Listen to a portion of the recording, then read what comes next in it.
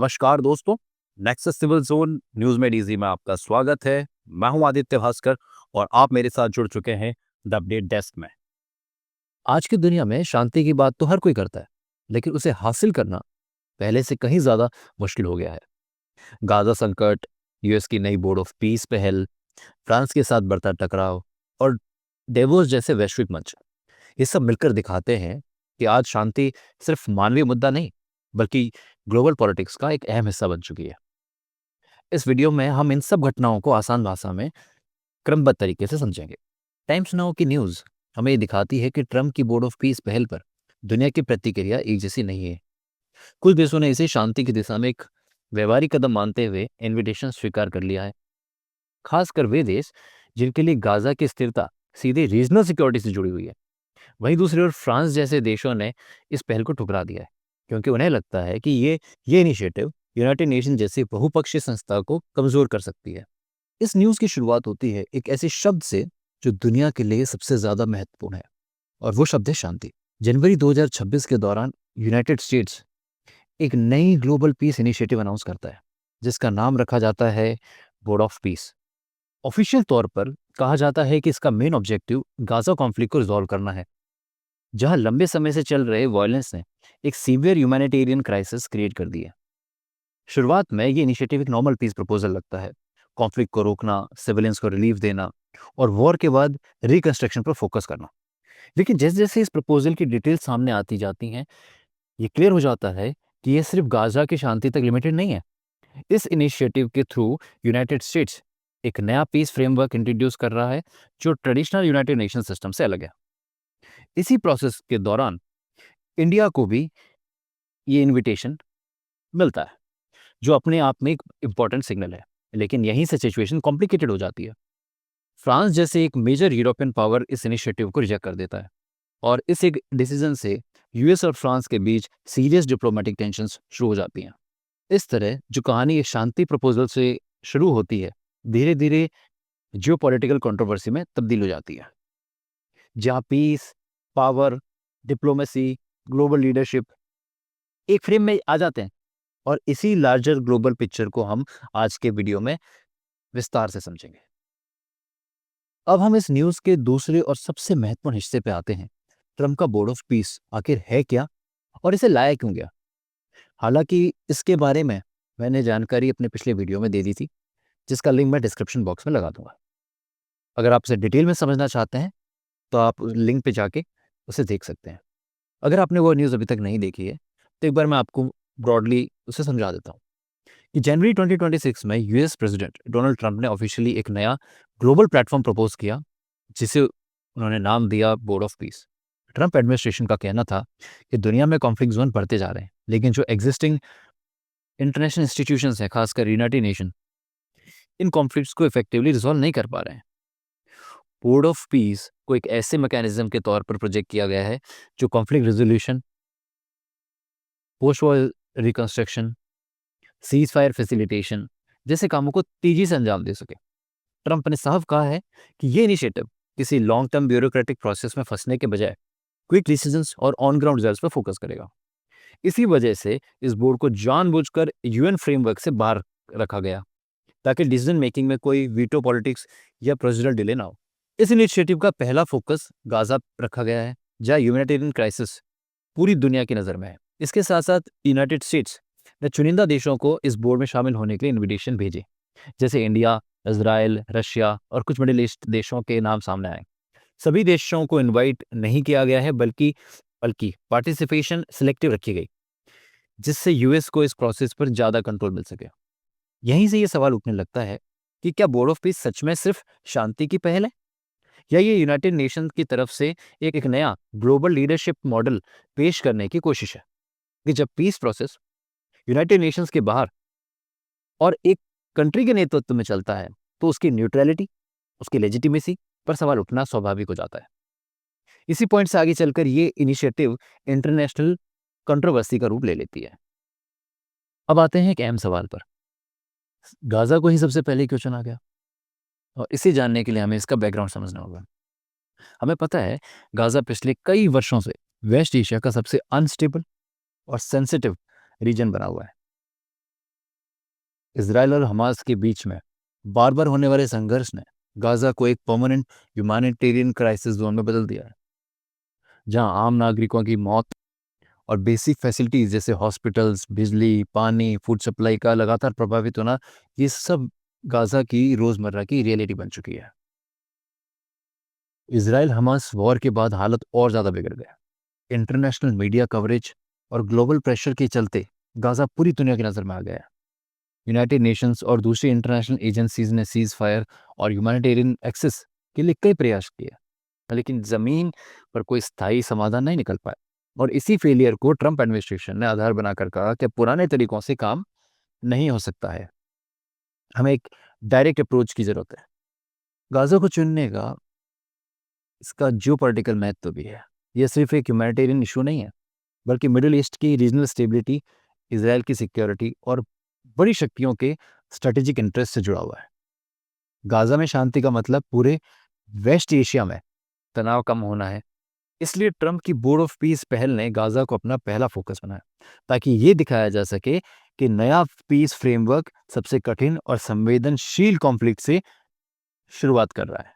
अब आते हैं न्यूज़ के उस हिस्से पर जहां से असली विवाद शुरू होता है। सवाल उठता है कि अगर मकसद शांति है, तो फिर ट्रंप की बोर्ड ऑफ पीस इतनी कंट्रोवर्शियल क्यों बन गई है? और इसका जवाब हमें ग्लोबल पीस मैकेनिज्म की पुरानी व्यवस्था में मिलता है।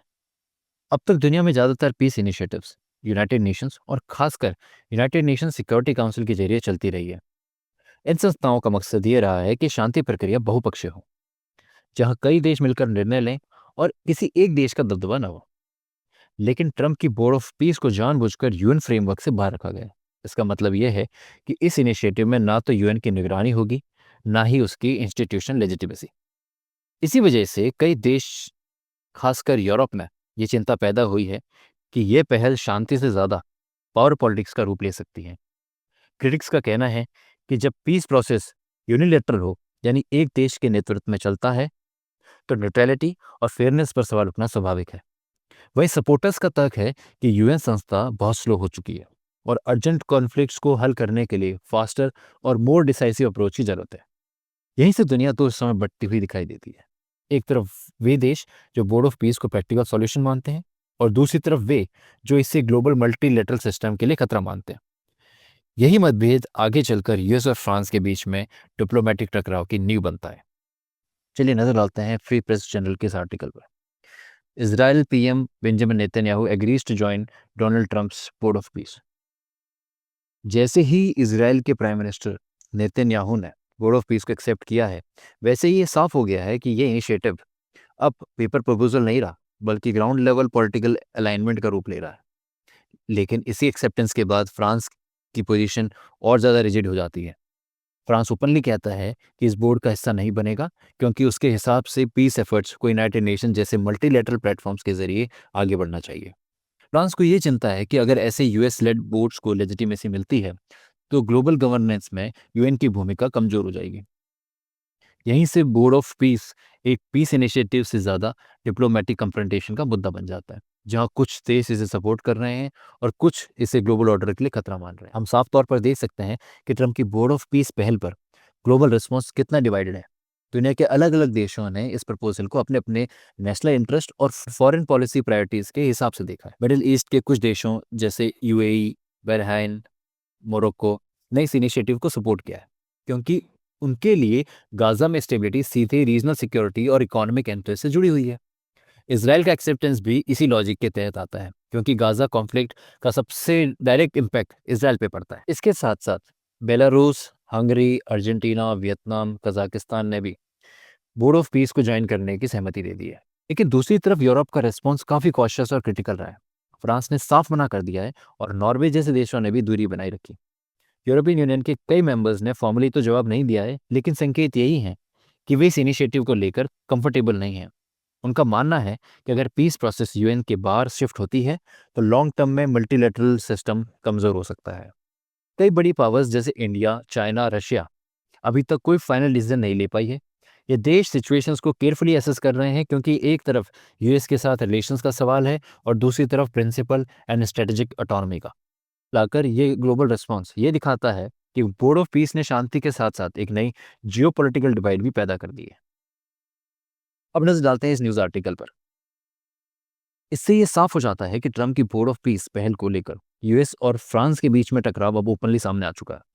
आर्टिकल के अनुसार फ्रांस के बोर्ड ऑफ पीस में शामिल होने से इनकार करने के बाद ट्रंप ने अपनी नाराजगी छुपाई नहीं है और इनिशिएटिव को लेकर पब्लिक स्टेटमेंट्स और प्रेशर टेक्निक्स का इस्तेमाल शुरू कर दिया है। ये खबर हमें ये समझने में मदद करती है कि बोर्ड ऑफ पीस अब एक प्रपोजल नहीं रहा है, बल्कि एक ऐसा मुद्दा बन गया है जिसने ट्रांसअटलांटिक रिलेशंस में तनाव पैदा कर दिए हैं।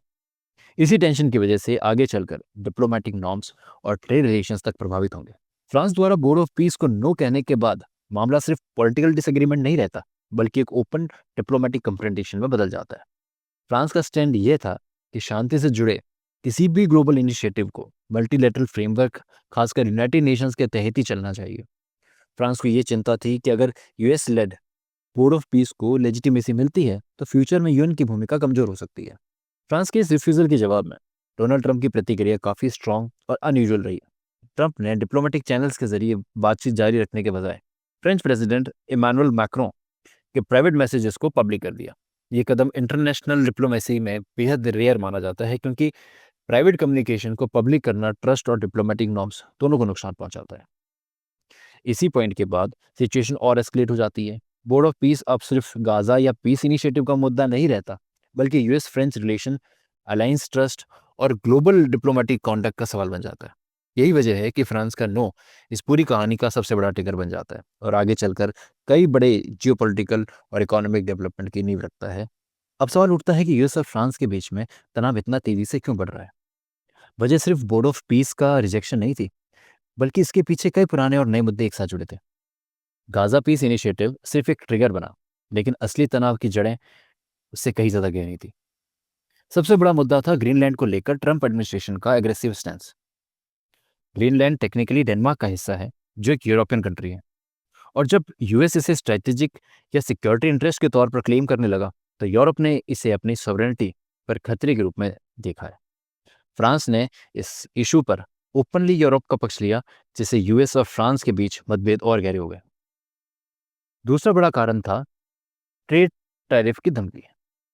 ट्रंप ने फ्रांस के रिफ्यूजल के बाद फ्रेंच गुड्स, खास करके वाइन और शैंपेन पर भारी टैरिफ्स लगाने की बात कही। यूरोप ने इसे इकोनॉमिक प्रेशर और अलायंस नॉर्म के खिलाफ माना। फ्रांस और यूरोपियन यूनियन को यह लगा है कि यूएस अब डिप्लोमेसी की जगह प्रेशर टैक्टिक्स अपना रहा है। इन सभी मुद्दों को जोड़ने वाली एक कॉमन बात थी ट्रस्ट का टूटना।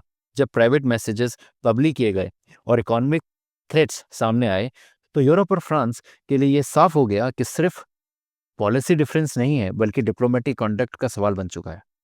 इसी वजह से यूएस फ्रांस टेंशन बहुत कम समय में डिप्लोमेटिक डिसएग्रीमेंट से फुल फ्लेजेड जियोपॉलिटिकल कॉन्फ्लिक्ट की तरफ बढ़ गया। यूएस फ्रांस टेंशंस के एस्केलेट होते ही यूरोप का रिस्पॉन्स काफी शार्प और कोऑर्डिनेटेड रहा।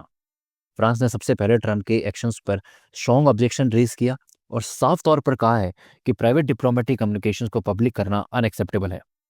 फ्रेंच लीडरशिप ने इसे डिप्लोमेटिक नॉर्म्स का वायलेशन और अलाइज के बीच ट्रस्ट को तोड़ने वाला कदम बताया। इसके बाद यूरोपियन यूनियन भी एक्टिव हो गया। यूरोपियन लीडर्स ने इंटरनल कंसल्टेशन शुरू की और इस बात पर चर्चा हुई, अगर United states unilateral pressure tactics जैसे टैरिफ और पब्लिक शेमिंग का इस्तेमाल करता है तो यूरोप को कलेक्टिवली रिस्पॉन्स देना पड़ेगा। यूरोप को डर था कि अगर इस तरह के एक्शंस को इग्नोर किया गया तो फ्यूचर में यूएस और दूसरे पावर्स को भी यूरोपियन यूनियन के against similar pressure tactics use कर सकते हैं। यूरोप के लिए ये सिर्फ फ्रांस का इशू नहीं रहा, नेटो यूनिटी और ट्रांस अटलांटिक अलायंस पर भी सवाल उठने लगे। यूरोपियन कैपिटल्स में कंसर्न ये था कि जब एक अलाई पब्लिकली थ्रेटन करे और इकोनॉमिक दबाव डाले तो अलायंस के बेसिक प्रिंसिपल्स कमजोर हो जाते हैं। इसी वजह से यूरोपियन यूनियन ने मल्टीलेटरलिज्म और यूएन लेड पीस प्रोसेस को सपोर्ट किया। ओवरऑल यूरोप का रिस्पॉन्स काफी फर्म रहा। फ्रांस के साथ सॉलिडेरिटी दिखाते हुए यूरोपियन यूनियन ने क्लियर कर दिया है कि पीस इनिशिएटिव्स का प्रेशर पॉलिटिक्स के थ्रू पुश करना एक्सेप्टेबल नहीं है। यहीं से ये क्राइसिस एक बायलैटरल डिस्प्यूट से निकलकर यूरोपियन यूनियन यूएस रिलेशंस के ब्रॉडर सवाल में बदल जाती है, जिसके इम्प्लीकेशंस आगे चलकर ग्लोबल डिप्लोमेसी और ट्रेड पर भी दिखाई देंगे। चलिए अब नजर डालते हैं डेवोस 2026 पर और समझते हैं कि आखिर ये इतना महत्वपूर्ण क्यों हो जाता है। डेवोस असल में स्विट्जरलैंड का एक छोटा सा माउंटेन टाउन है जो एल्प्स की पहाड़ियों में स्थित है, लेकिन हर साल जनवरी के महीने में यही छोटा सा टाउन कुछ दिनों के लिए दुनिया का सबसे बड़ा पावर हब बन जाता है, क्योंकि यहीं पर world economic forum annual meeting होती है। वर्ल्ड इकोनॉमिक फोरम यानी WEF की शुरुआत 1971 से हुई थी और तब से डेवोस एनुअल मीटिंग एक ऐसा मंच बन जाता है जहां ग्लोबल लीडर्स, बिग कंपनीज के CEOs, पॉलिसी मेकर्स और इंटरनेशनल ऑर्गेनाइजेशंस एक साथ बैठकर दुनिया की बड़ी समस्याओं पर चर्चा करते हैं। ये कोई डिसीजन मेकिंग बॉडी नहीं है, बल्कि एक डिस्कशन और एजेंडा सेटिंग प्लेटफॉर्म है। 2026 में डेवोस इसलिए खास है क्योंकि दुनिया इस समय युद्ध, ट्रेड टेंशन, क्लाइमेट इश्यूज और टेक्नोलॉजी बदलाव जैसे बड़े चैलेंजेस से गुजर रही है। ऐसे समय में डेवोस को एक ऐसे मंच के रूप में देखा जा रहा है जहां डायलॉग्स और कॉपरेशन के जरिए आगे का रास्ता तलाशा जाता है। चलिए समझते हैं कि इस डेवोस 2026 को कौन कौन अटेंड कर रहा है और कौन कौन से की इश्यूज यहाँ पे डिस्कस किए जाएंगे। डेवोस 2026 में इस बार दुनिया भर से बड़ी संख्या में लोग शामिल हो रहे हैं। करीब 130 से ज़्यादा देशों के रिप्रेजेंटेटिव्स यहाँ मौजूद हैं। करीब 130 से ज़्यादा देशों के रिप्रेजेंटेटिव्स यहाँ मौजूद हैं, जिसमें head of states, minister, top business leaders, technology experts और इंटरनेशनल ऑर्गेनाइजेशंस के प्रमुख शामिल हैं। World bank, IMF, WTO and WHO जैसी संस्थाओं के लीडर्स भी इस मीटिंग का हिस्सा हैं, जिससे डेवोस की ग्लोबल इंपॉर्टेंस और साफ हो जाती है। जहाँ तक इश्यूज की बात है, डेवोस 2026 में फोकस सिर्फ इकोनॉमिक्स तक सीमित नहीं है। यहाँ global geopolitics, slow economic growth, trade tensions, artificial intelligence, climate change और एनर्जी ट्रांजिशन जैसे मुद्दों पर चर्चा हो रही है। इसके अलावा ये भी बात हो रही है कि कैसे फ्रैक्चर्ड वर्ल्ड में भरोसे और कॉपरेशन को दोबारा बिल्ड किया जाए। अब समझते हैं डेवोस 2026 इतना मैटर क्यों करता है, खास करके ट्रम्प फ्रांस डिस्प्यूट को लेकर। डेवोस 2026 एक वो मंच है जहां विवाद खुलकर ग्लोबल लेवल पर दिखाई देने लगा है। डोनाल्ड ट्रंप के लिए डेवोस एक बहुत बड़ा प्लेटफॉर्म है जहां वो अपनी बोर्ड ऑफ पीस और फॉरेन पॉलिसी थिंकिंग दुनिया के सामने रख सकते हैं। वहीं दूसरी तरफ फ्रांस और दूसरे यूरोपियन लीडर्स भी डेवोस का इस्तेमाल अपनी पोजीशन साफ करने के लिए कर रहे हैं। यहाँ यूनाइटेड नेशन की भूमिका और अलायंस ट्रस्ट जैसे मुद्दों पर खुलकर बात हो रही है। इसी तरह डेवोस 2026 सिर्फ एक बैकग्राउंड इवेंट नहीं है, बल्कि एक ऐसा स्टेज बन जाता है जहां अलग अलग ग्लोबल पावर्स अपने विचार और प्रायोरिटी सामने रख रहे हैं। अब इस कहानी का एक सबसे इंपॉर्टेंट सवाल उठता है, इंडिया इन सब के बीच कहाँ खड़ा है। मैं इंडिया को इनविटेशन मिलना अपने आप में एक स्ट्रॉन्ग सिग्नल है। ये दिखाता है कि इंडिया को आज भी रिस्पॉन्सिबल और क्रेडिबल ग्लोबल पावर के रूप में देखा जा रहा है, जो डिफिकल्ट इंटरनेशनल इश्यूज पर बैलेंस्ड भूमिका निभा सकता है। इंडिया की पोजीशन यूनिक है क्योंकि इंडिया के रिलेशन इसराइल के साथ भी मजबूत हैं, अरब वर्ल्ड के साथ भी। वेस्ट एशिया में इंडिया की energy security, large Indian diaspora और ट्रेड रूट्स सीधे जुड़े हुए हैं। इसलिए गाजा कॉन्फ्लिक्ट और उससे जुड़ी पीस इनिशिएटिव्स इंडिया के लिए सिर्फ दूर का जियोपॉलिटिकल इशू नहीं है, बल्कि नेशनल इंटरेस्ट से जुड़े हुए सवाल है। लेकिन इसी के साथ इंडिया के सामने एक डिलेमा भी है। अगर इंडिया बोर्ड ऑफ पीस में शामिल होता है तो इससे यूएस के साथ स्ट्रेटेजिक पार्टनरशिप और मजबूत हो सकती है। लेकिन दूसरी तरफ इंडिया हमेशा से यूनाइटेड नेशन सेंट्रिक और मल्टीलेटरल वर्ल्ड ऑर्डर का सपोर्टर रहा है। ऐसे में UN के बाहर किसी पीस मैकेनिज्म का हिस्सा बनना इंडिया की long standing foreign policy position के साथ टेंशन पैदा कर सकता है। इसी वजह से इंडिया ने अभी तक कोई जल्दबाजी नहीं दिखाई है। पब्लिकली इंडिया ने ना तो एक्सेप्टेंस कंफर्म किया है, ना ही रिजेक्शन।